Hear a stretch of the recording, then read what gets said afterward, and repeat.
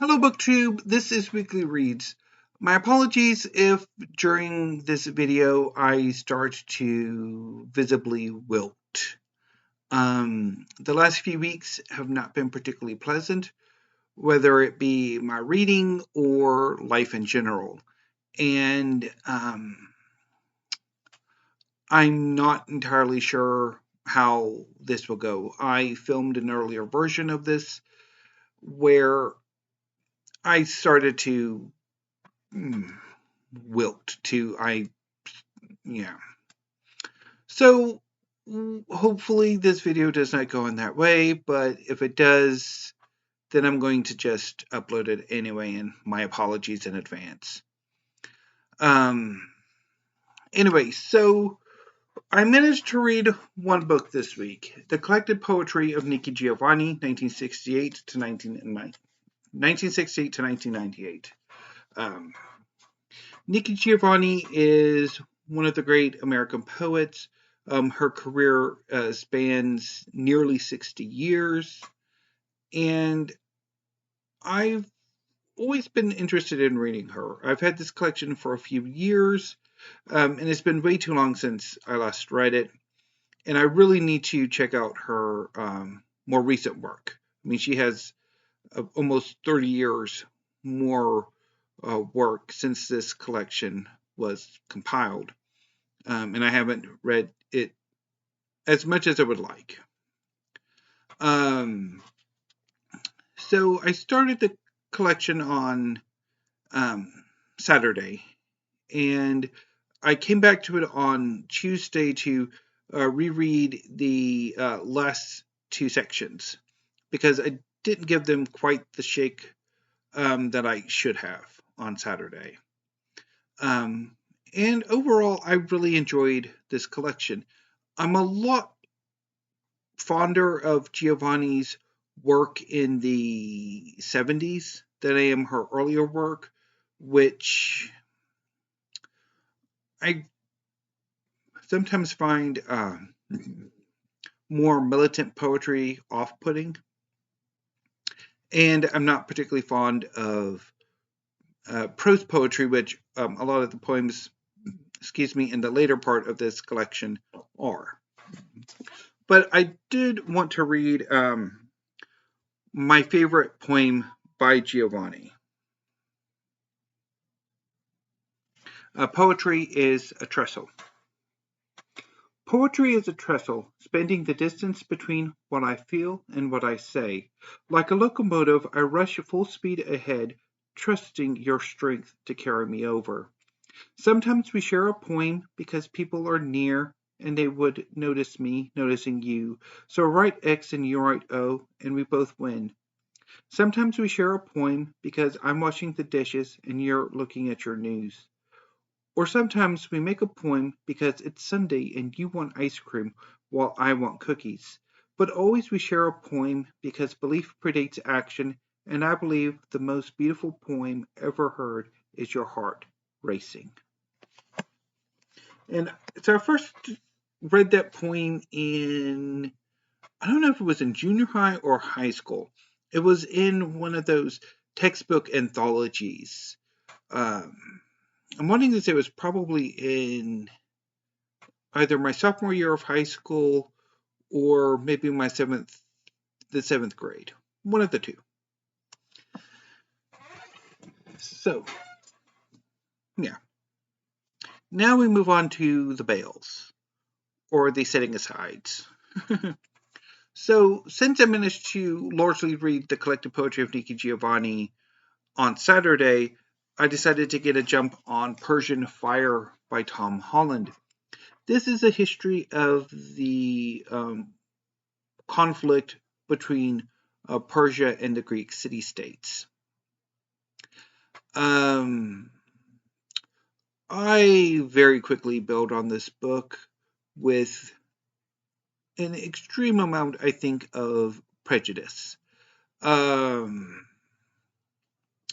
The preface utilizes the notion of the conflict, the contest of civilizations, or the clash of civilizations, where various civilizations that are called East, and those civilizations called West do not get along for whatever woo-woo reasons are added to the narrative.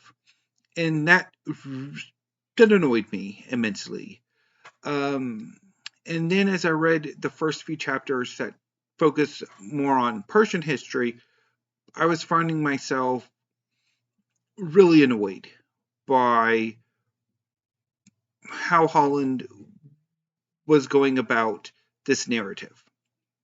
There was something about it that I found so incredibly off-putting. Yes, Tom Holland is a really good writer, particularly at sort of this popularizing popular history. But there was just something dated in his presentation of the Persians. I know the Persians by Llewellyn Jones came out just a few years ago, and probably Llewellyn Jones is drawing on more recent archaeological sort of finds and work on the Persians than perhaps Holland would have had available when he wrote this book. But I'm also fairly sure that there was probably a lot more research than what he was using. And it really annoyed me. So anyway, let's put him over here because I'm going to go do a rant in a few minutes about him some more.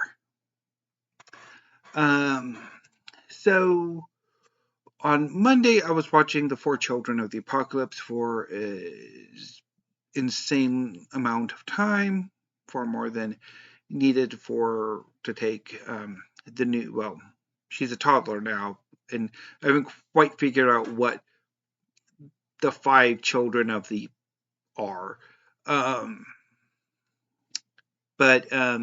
So my youngest niece had a doctor's appointment, and my brother and sister-in-law took her, and they had a few other things they wanted to do, which they did not tell us about. So we ended up watching the kids for far longer than either one of me or my mom really wanted. But anyway. But then again, I mean, it had been a few weeks since we last saw them because they did end up having COVID for a few weeks. But anyway, so on Wednesday, I decided to finally deep dive into the Autumn House Anthology of Contemporary American Poetry, edited by Sims, Certo, and Stroud. And I didn't particularly like it. Like the first few poems by, like the first entries by Kim Adonisio, Mac Anderson, Jimmy Santiago Baca, Jan Beatty, Jacqueline Berger, George Bulgaire, Peter Blair. He really didn't do it for me. And then I was debating with myself yesterday before I settled on what I was going to read. Maybe I should just take these 2 days, Thursday and Friday, and read some manga. And I ultimately decided not to because yesterday was a fairly crappy day. I mentioned some of the crappiness in a video yesterday. And so I'm like, okay, I'm just going to stick with this because, So it didn't work out. I got a little bit further in about maybe.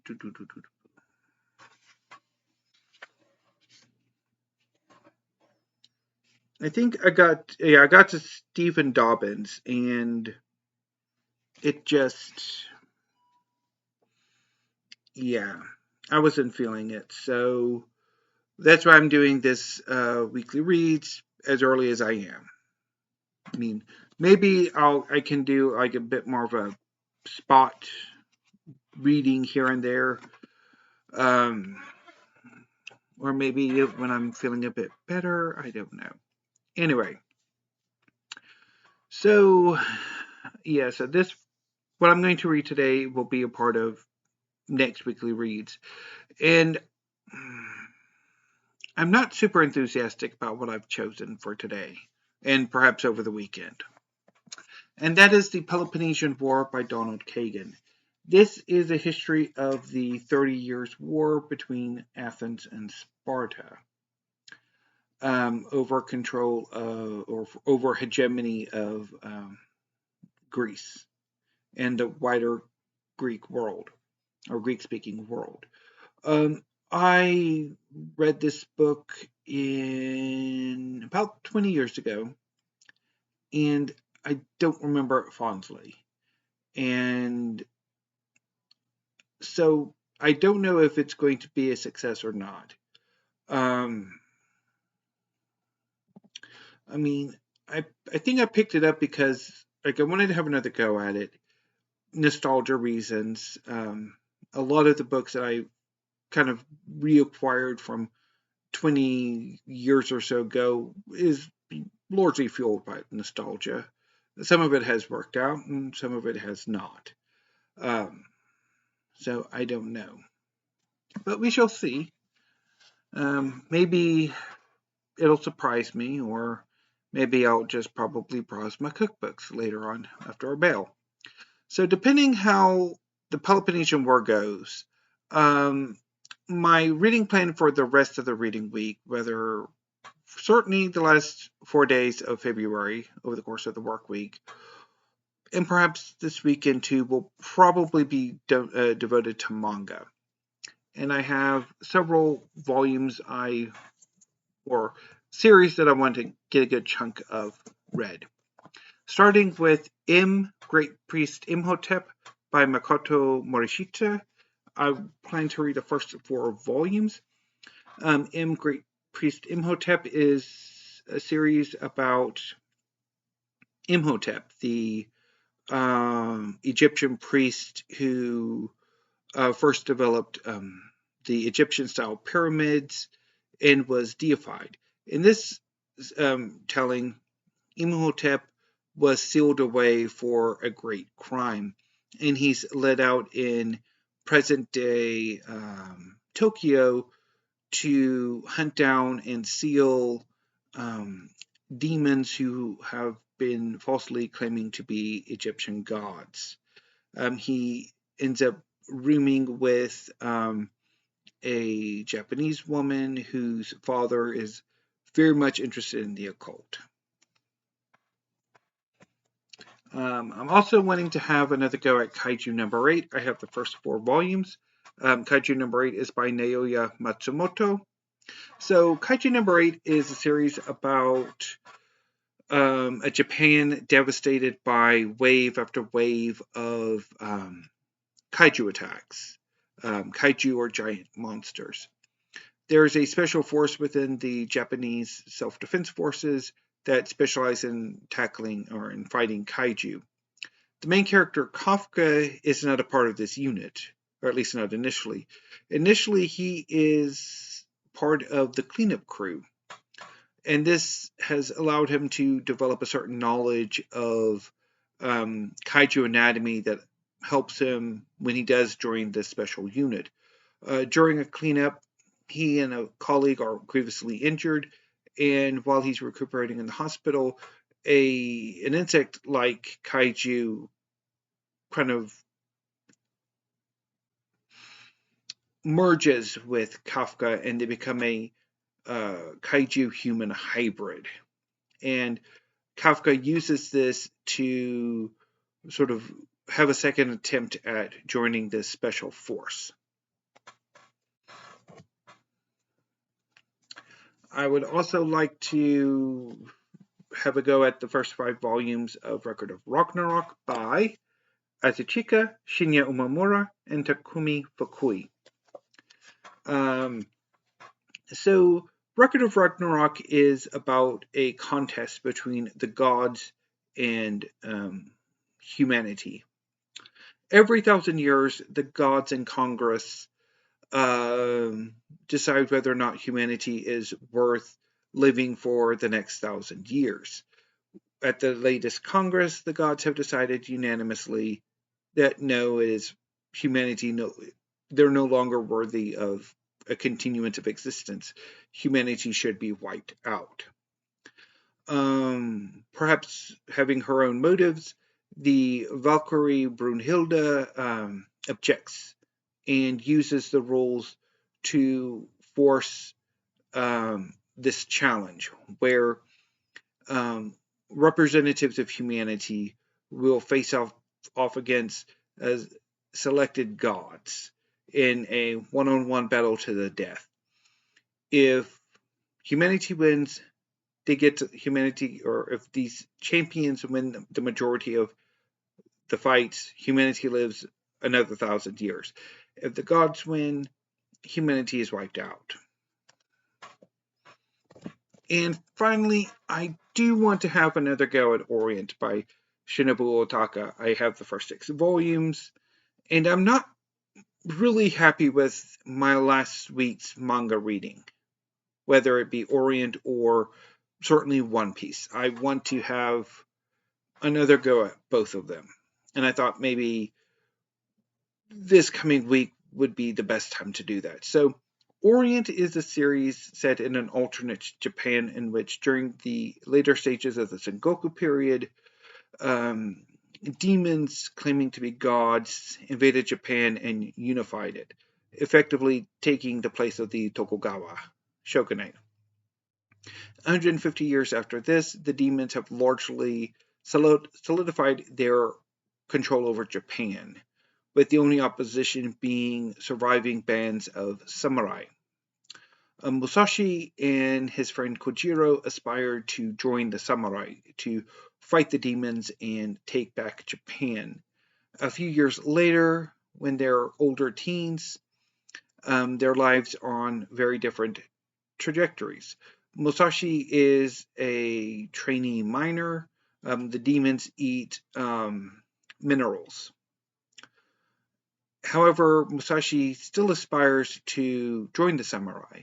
That he wants to oppose in a more active way these demons. And Kojiro, being descended from samurai, is relegated to the dregs of society. Eventually, Musashi and Kojiro do escape their lives, join samurai, and begin to fight against the demons.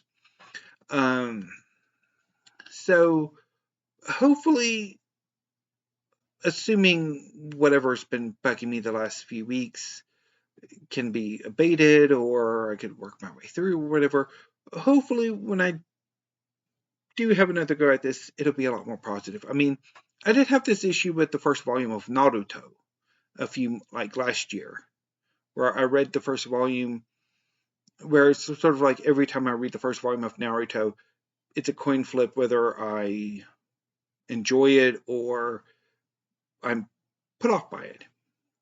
I mean, it took me I don't know how long it did, but when I reread it, and then I just loved it, and then I basically just finished a few weeks ago the last of the first part. So anyway, hopefully it'll work out. I don't know. I'm certainly feeling a little bit better this time around than I did the last time. So we'll see how things turn out. So updates about my rants from yesterday. I still have absolutely no idea what I'm going to do about those 190 books I want to donate to the Wicklow-McLennan County Friends at the Library. I understand it does make some sense, or a lot of sense, to try to at least get something back for these books, but I'm not entirely sure how to go about doing it, which is part of why I asked the question. But it's also, I think, a bit resentment, because how much of this is you not really like the person who offered to take the donation for me, not actually wanting to do it and just not coming out and say, I don't actually want to do this for you, which is basically about my relationship with my brother anyway. Hopefully he does not see this because this video may tick him off, but anyway. Which is also a rant I would like to do one day. But anyway. And then as far as wanting to replace my desk and get 2 new bookcases in, I'm still not entirely sure if, I think it would be feasible. It would take a bit more like a bit more rearranging to do. Because thinking about it, I'm not entirely sure I can actually get my desk out of here without some movement of some of the bookcases at the door. So I don't know how that's going to work out. I'll need to figure that out, I guess, over the weekend, and then decide what I want to do on Monday. Because I don't particularly want any of the bookcases, if I do order them, to come in over the weekend, because that just annoys me. Anyway, what else has been bugging me? So on the bright side, I might, hopefully within the next month, be completing a series that I've been wanting to finish for a while now. But yeah, I'll report that when that book comes in, if it does. It's coming from Australia, so sometimes overseas transport or may not always work out. Anyway, BookTube, I have another video I want to make, so I'm going to go ahead and sign off for right now. So thank you, have a great afternoon and weekend, and stay safe.